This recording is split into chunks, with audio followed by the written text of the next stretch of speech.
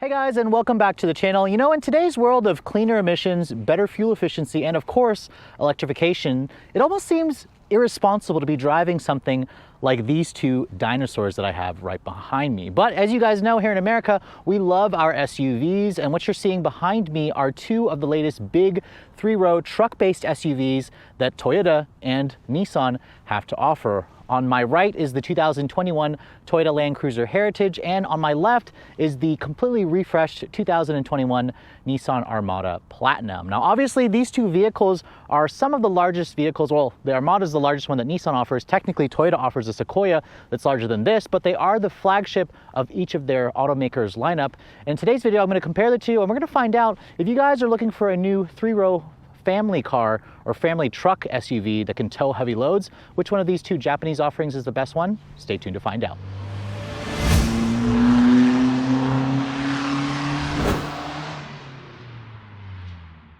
Hey guys, before we get started on the video, I want to give a big shout out to Surfshark for sponsoring this video and for supporting this channel. As most of you probably know, in today's technology-focused world, sometimes it can feel like there's always somebody watching or listening, like right now. Which is why companies like Surfshark come into play to help you stay connected to the world privately on your own personal VPN. In case you're wondering, VPN stands for Virtual Private Network, which means you can talk or surf the web securely without having to worry about someone stealing your information or listening in on your conversation only to find an advertisement show up in your newsfeed of the exact item that you were just researching. I always get so annoyed whenever I see that happen to me.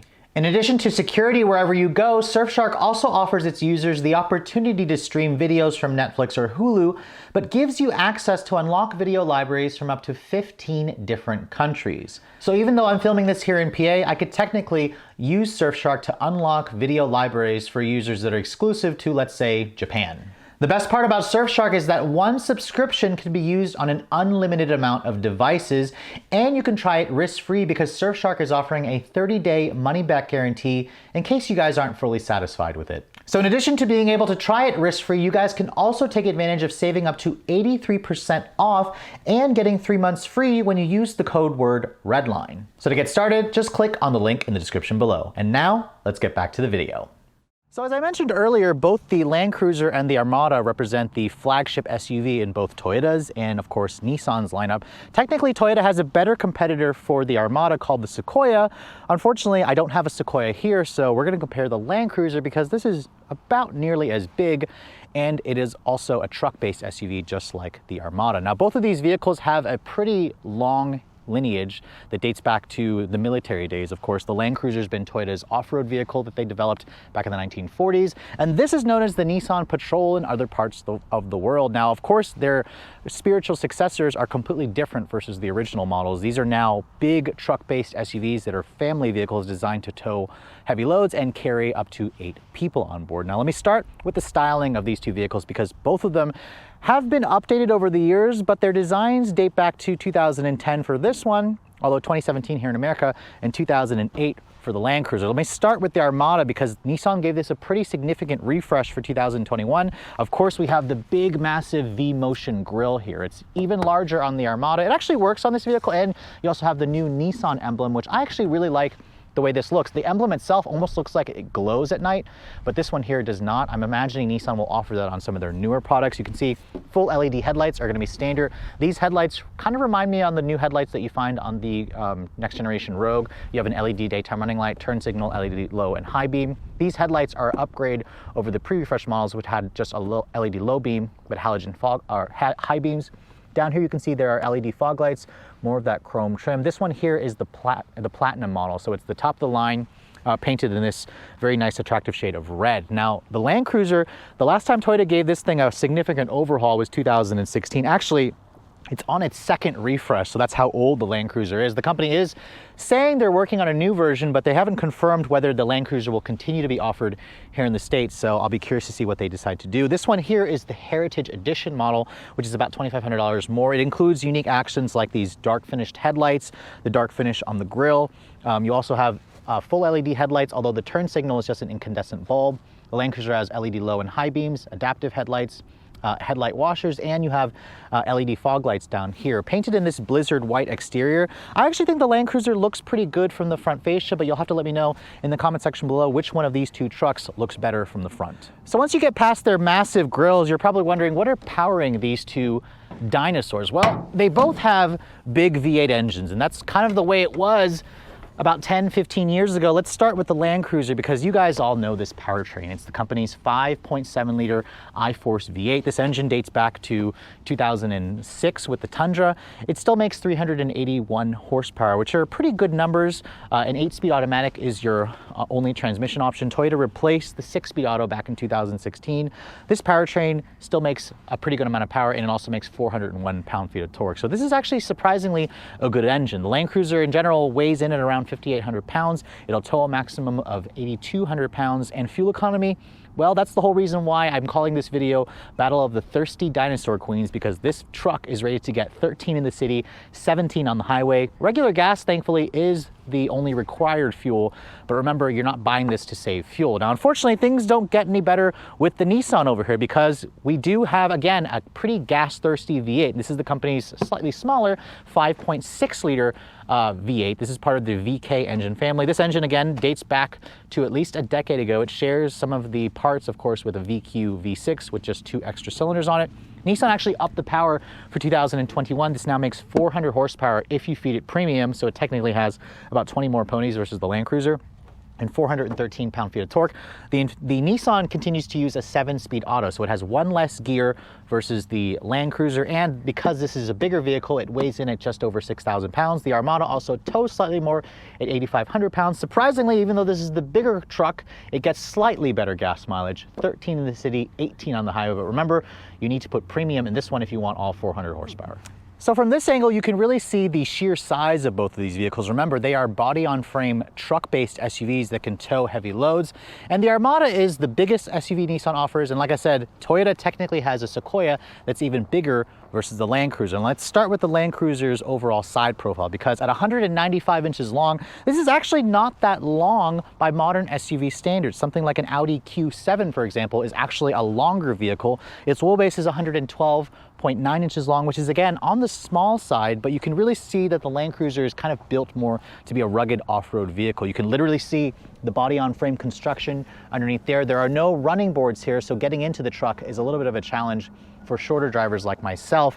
And I also really like the wheels on this vehicle. This is the Heritage Edition model. Like I said, it has a very nice set of bronze finished 18-inch BBS forged wheels wrapped in 285 wide tires. And of course, you can see very fat sidewall protection because this is a vehicle that's designed to go off-roading. And Toyota says you get around 8.9 inches of ground clearance with the Land Cruiser, which is actually not that much. I was expecting this thing to have over 10 inches. It looks like it has over 10 inches. You can see this right here is part of the Heritage Edition. It's a Yakima roof basket that's typically like 400 bucks extra. This is definitely giving this thing more of an off-road ready appearance. And I also really like this throwback to the FJ40 badge here on the back. This is again part of the Heritage Edition for this particular trim. Now, if you want to follow me over to the Armada, let's talk about the side profile of this thing, because this truck, if you can believe it, is about 13 inches and over a foot longer versus the Land Cruiser, because at 209 inches long, this is about the same size as a Ford Expedition and a Chevrolet Tahoe. Toyota's own Sequoia is about the same size as this. Its wheelbase is 121.9 inches long. So again, almost 10 inches longer versus the Land Cruiser. That's going to give the Armada more space on the inside. And you can also see this just in general looks like a much more modern looking SUV. I also like the wheel options on this particular one here. This is the platinum grade, so you have a 22-inch wheel. Nissan also offers a 20-inch wheel or an 18-inch wheel, but the 22-inch wheels definitely look good. This is more of a road-going SUV, obviously, with the bigger wheels. They're wrapped in 275 wide tires, and Nissan surprisingly says the Armada has more ground clearance versus the Land Cruiser. You have 9.2 inches, although with these running boards here and the wider tires, I'd probably want to take that thing off-road more versus the Armada. Now, one thing I forgot to mention, you're probably noticing the Armada kind of has more of a blingier, chromy look, especially with all the chrome pieces on this vehicle, versus the Land Cruiser tries to look a little bit more beefy, a little bit more rugged. Parking the two vehicles side by side and looking at the rear, you can actually see the Land Cruiser is the taller vehicle, not just because it's got that roof basket on there. This actually looks like it sits up taller, even though this truck has less ground clearance. So looks are deceiving. The ground could also be slightly off here, but I'm just noticing that the Land Cruiser does not look like a vehicle that's almost a foot shorter versus the Armada. Now let's talk about the styling of these two vehicles. I'll start with the Toyota, because like I mentioned earlier, Toyota has refreshed the rear end of this vehicle about 4 years ago. You do have these LED taillight combinations, although the turn signals and reverse lights are just an incandescent. There's just some more chrome trim here that kind of connects the two taillight modules together. It's very Lexus-like. This vehicle, again, shares a platform with the Lexus LX 570. They spell out Land Cruiser on the back. There's a big old V8 badge to let everyone know that you're driving a gas-guzzling pig. And down here you can see there are rear parking sensors. There's a full-size spare tire underneath there, which is really nice. And the tailgate opens up in 2 different ways. But let me show you guys really quick the styling on the Armada, because Nissan did update the rear like they updated the front of this vehicle. I actually think that to me, I think this looks more modern, but I kind of like how more rugged that one looks versus this truck. I don't like how the rear bumper on this truck sticks out so much. It looks like it has an underbite because the rear bumper just sticks out so much. You have some new trim pieces here on the lower part of the rear bumper. The taillights are full LED design versus the Land Cruiser, which again gives it a much more modern appearance. None of these trucks have visible exhaust tips underneath there. And as far as I can see, the Armada also has a full-size spare tire, so that's a really nice thing when you're talking about these types of vehicles. Now, opening up the tailgates, both of them actually have power lift gates, although the Land Cruiser's power lift gate, I notice, is noticeably slower to open and close versus the Armada's, and it's also a split opening design, which is good because the Land Cruiser does give you a much larger opening when you do have the tailgate open. Now, this particular one that I'm showing you, being the Heritage model, is actually only a 5-seater. If you want to get the third row seating option, Toyota charges you like an extra $1,500, which would increase the seating capacity to 7. With this third row seat, or with no third row seat, you're looking at around 38 cubic feet of space. If you fold down the second row, Toyota says you get around 85 or 83 cubic feet of space, which is good numbers, although it is noticeably less than what you're going to get in the Armada and, of course, the Toyota Sequoia. Now, the Armada, as you can see, comes standard with a third row, which the third row itself is a power folding third row, which is nice.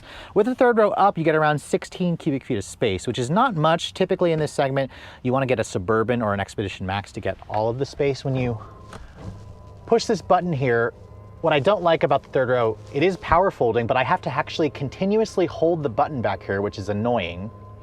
But if I continuously hold the button here, which as you can see, it's a very slow folding third row, when it finally goes down, you get around 42 cubic feet of space back here. If you fold down everything, Nissan says you get around 95 cubic feet of space. So about 10 more cubic feet of space versus what you get in the Land Cruiser. And that really shows you the fact that this is the bigger and longer vehicle on the outside.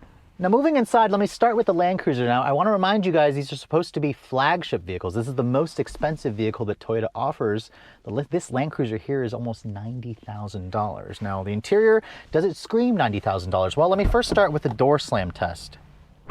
Old platform, but it still has a relatively solid sounding thunk. Here's the key fob for the Land Cruiser. Toyota actually gives it its own unique key fob that feels a lot more substantial versus other Toyota key fobs. I actually really like the key a lot. Toyota uses the same key on my RAV4 Prime that I actually own. Now, starting the vehicle up, the button to fire up the engine is over here.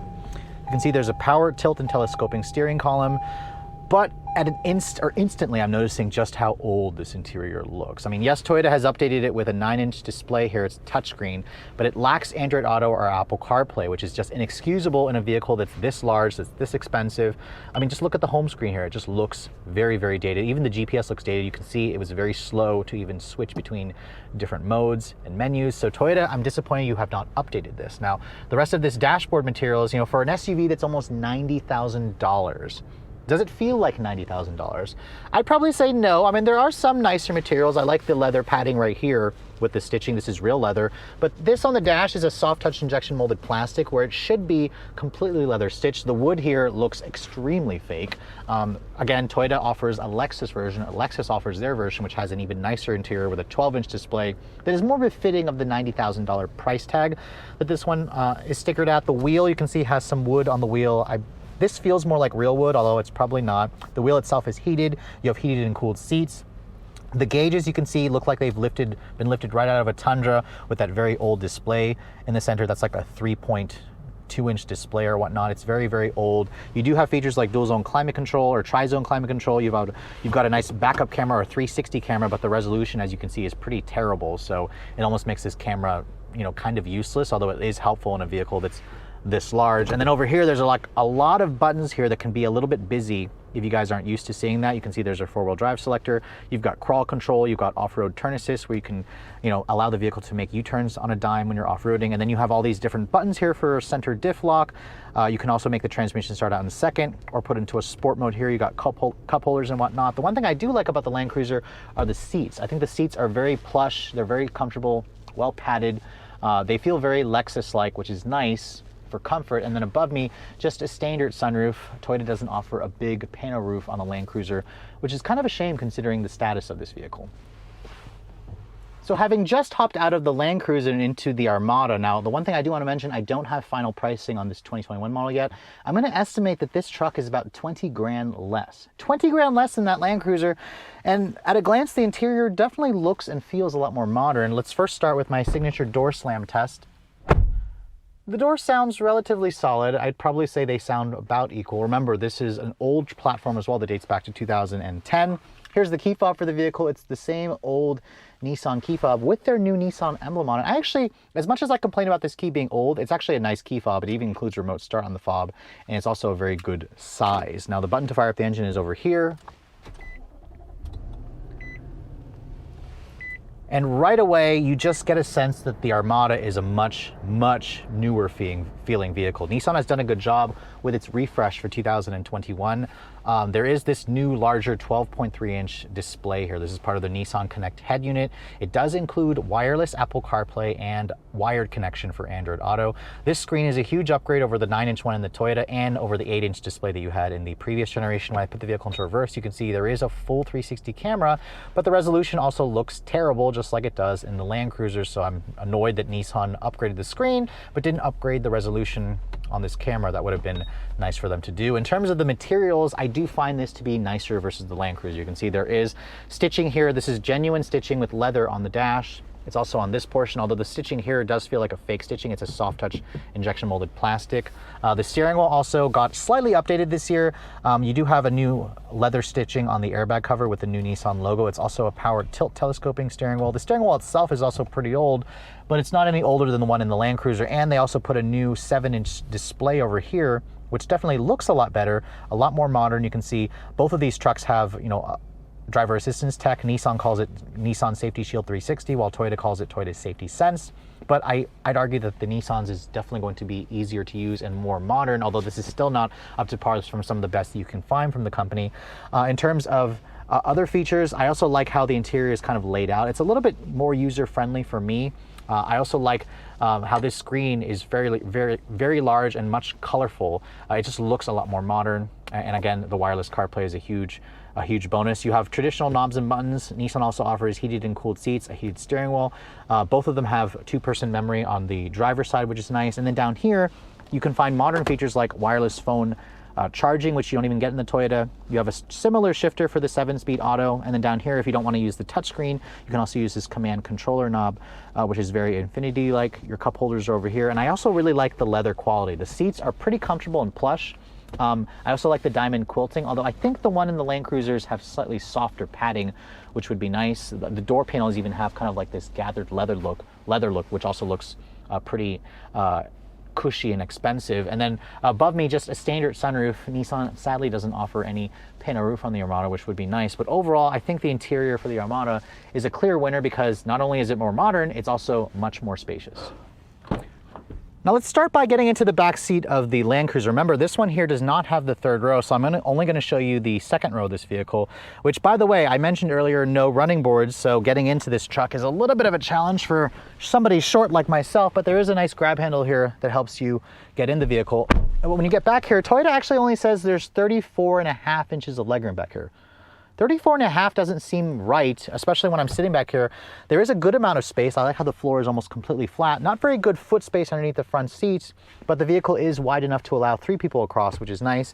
You have heated seats back here, your own set of climate controls, rear seat vents, just a standard 12-volt power outlet over there, no USB charging ports, and then you have 2 map pockets. Materials back here are also pretty good. The seats, they fold down, they also recline, and you have this nice armrest that folds down with some storage, and your cup holders are actually over here, which is nice. The leather back here also feels very cushy and supportive, which is really good. It makes the seats feel comfortable, but the floor is kind of high and you don't have quite as much headroom as you would because the floor is so high. Now let me hop into the back seat of the Armada, because the Armada is the bigger vehicle, like I mentioned. So obviously this is going to be a little bit a lot more spacious versus the Land Cruiser. Now Nissan says you get around 41 inches of legroom back here. 41 inches of legroom makes this about the same spaciousness as the front seats, and you can see Nissan gives you a nearly flat floor back here. My particular tester has the captain's chairs. You have 2-level heated seats back here. You have your own set of climate controls. The rear seat air vents are actually on the ceiling. They're not over here. You even have this cool feature where I can push this button here and open up the center console from the other side. So it's actually a dual hinged center console, which is nice. You can access whatever's hiding in here. This one here, having the captain's chairs for an extra charge, gives you a nice center console here with rear seat entertainment system. You have cup holders over here, and this particular one here also has a rear seat entertainment system, but I would skip these because the screen themselves are not touchscreen, and they're also very small at 8 inches, which is pretty puny by modern SUV standards. I also like the quilted leather that you get on this truck. The interior for the Platinum is pretty nice. Now let me hop into the third row and show you guys first how to get back here. Now obviously with the console there, you can't go between the seats, so Nissan gives you a lever that's right here. If you pull the lever, you can see that makes the seat kind of fold down automatically or hydraulically assisted, and it reveals a pretty good amount of space. Now if I had the Land Cruiser with the third row package, I could show you that this third row is much more usable for adults, because you get around 28.9 inches of legroom back here, which is not wonderful. Obviously, if you guys are looking at an Expedition or a Tahoe, you're going to have more space, but because the Armada has an independent rear suspension versus the live axle and the Land Cruiser, that allows the floor to be lower in this vehicle, so the third row is actually usable for adults like myself. You even have kind of a power recline function back here, which is nice. No USB charging back here, but you do have cup holders, which is good. And then it would be nice if Nissan offered a pano roof to let in more light. So obviously, as a family car, the Armada is going to be the winner. So starting off the driving seat, I'm going to actually start in the Land Cruiser, because this is the truck that is the older model. Even though the Armada is very old, this is actually older by a couple years, although the current generation Armada came out in 2017, but it's been around the world since 2010. So let's remind ourselves about the Land Cruiser, because remember, this has a 5.7 liter V8, it's got an 8-speed automatic, it's got 1 extra gear versus the Armada, but less horsepower.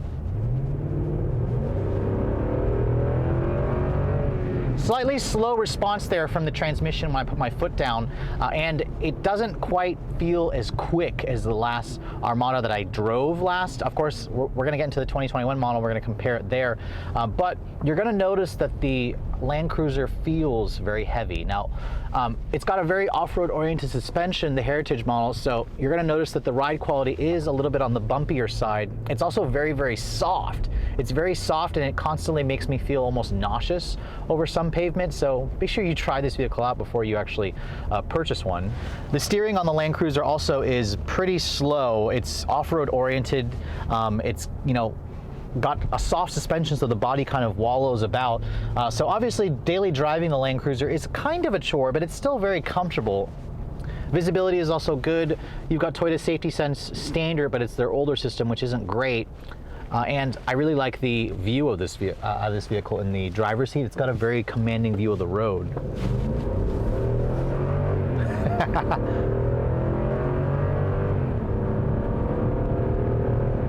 0 to 60 feels like it'll get to 60 in under 7 seconds, around 6.8, 6.9 seconds, which is plenty quick.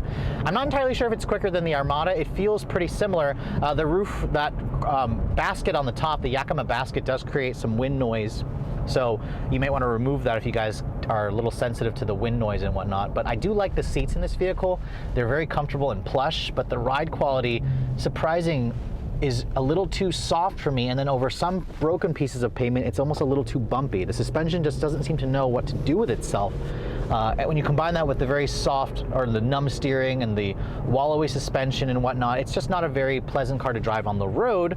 However, that's going to change when you're driving this vehicle off-roading, but how many people are actually taking their $90,000 SUV off-roading into pavement that could potentially damage the thing?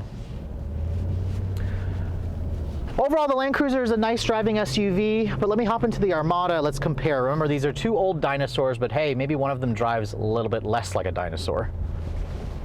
So having just hopped out of the Toyota Land Cruiser, which is older than this vehicle, it feels older instantly the moment that I'm setting foot in the new Armada. This vehicle in general, you can feel the fact that it has an independent rear suspension. The ride quality is considerably smoother. You also have a pretty nice commanding view of the road. I'd argue that the Armada doesn't feel quite as commanding, although this vehicle has slightly more ground clearance at 9.2 inches versus 8.9 in the Land Cruiser. It's honestly practically the same. I'm noticing also the Toyota feels heavier than this vehicle. The steering in the Armada is lighter noticeably. Visibility is still very good. You have the Nissan Safety Shield 360, which is standard on all the trims. Same thing with the Land Cruiser, but this is, remember, a considerably less expensive car. And I also like this interior a lot. The infotainment system is a huge improvement. It's a touchscreen. You have, as you can see, wireless Apple CarPlay, which you can't even get CarPlay on the Land Cruiser. And the seats are also pretty comfortable as well. I'd probably say that the Toyota seats feel a smidge cushier than this, but this by no means is not uncomfortable. It's just not quite as supple as the Land Cruiser.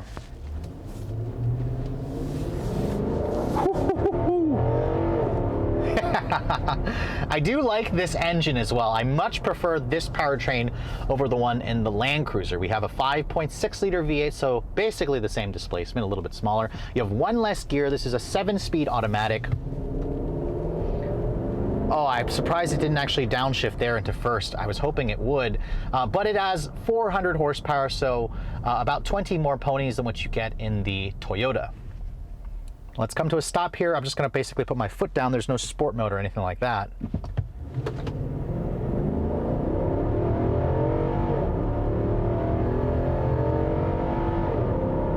Very nice noise. Love the sound of this V8. It's winner for me. I like the powertrain in this vehicle than in the Land Cruiser, which surprised me because the Land Cruiser already has a very nice V8. It has an extra gear. This transmission feels like it's not quite as responsive as the one in the Land Cruiser, and the Land Cruiser's transmission is also kind of lazy. But overall, this is a very nice driving vehicle. Hey, look, the new Rogue. I haven't seen one on the road yet, actually. I'm noticing that this vehicle just feels a little bit more modern. I like the driver assistance. I like the infotainment system. I like the visibility. I like the comfort aspect.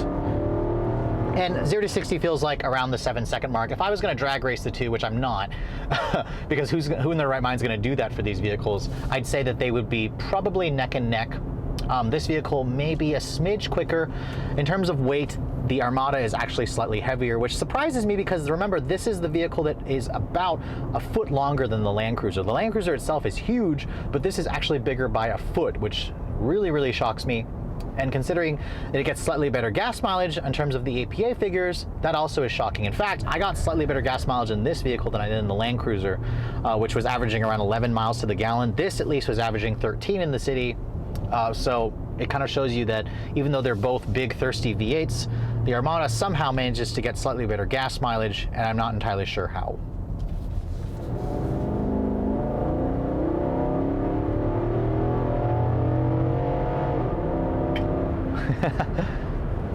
But I mean, obviously, if you're cross-shopping these SUVs, which I imagine some of you will probably be cross-shopping the Sequoia instead, I find that the Armada is the more comfortable option. It has a little bit more interior space. It has better tech. Obviously, Nissan just refreshed it for 2021, so that's not necessarily a fair comparison to us. However, keep in mind, the Land Cruiser is nearly $90,000, while this one I'm going to estimate is around $72,000. So that's a $20,000 difference.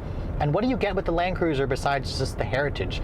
Not much, considering, you know, the Nissan Patrol has similar off-road military lineage, but really, you know, the Toyota probably has a better reputation for build quality and reliability.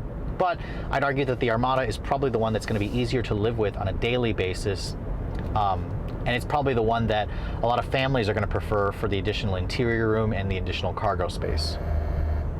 So even though both of these SUVs are not the most environmentally responsible choices out in the market, there's no denying the appeal. I mean, last year, Nissan manages to sell around 30,000 of these Armadas in America every year, versus Toyota, they do about 10,000 or 10% of what Nissan does for Armada, so around 3,000 units. Now, if you're going to compare this to the Sequoia does roughly half the amount of sales as the Armada. So clearly, people are still buying these trucks even though they are old. I was actually really surprised by the sales figures of the Armada. This is a huge cash cow for Nissan, so they did a really good job with the refresh. Now, obviously, being able to drive the two truck-based SUVs back to back, it's a clear winner for me on which one is the more family-friendly model that is just going to be easier to live with on a daily basis. And that's clearly the new Armada with its much more spacious interior, much better tech. And even if I was going to compare it to the Sequoia, which is really, really old on the inside, but at least includes Apple CarPlay and Android Auto, this is the easier vehicle to live with. I also like the way it looks. Now, let's not discredit the Land Cruiser, because this is definitely the much more rugged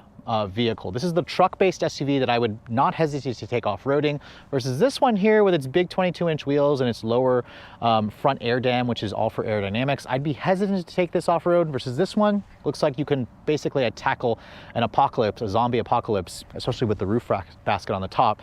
And it makes the Land Cruiser super appealing. Surprisingly, I still had a lot of people turning heads and looking at this thing. I'm not entirely sure if it was for the right reasons or whatnot, but really when it comes down to family car here, this is the better vehicle and it's my choice. Now let's talk about the pricing, because that truck over there with destination is almost $90,000, and that's ridiculous. You may as well just buy a Lexus LX 570 for that money. You have to really want a Land Cruiser to spend that. Versus this one here, I don't have pricing yet on the Armada, but I'm going to estimate that based on the 2020 model, this one here is probably around $70,000, which is definitely a much more appealing number to spend versus that. But keep in mind, a Sequoia is going to be roughly around $66,000. So technically the Toyota would be less expensive if I had the right vehicle here.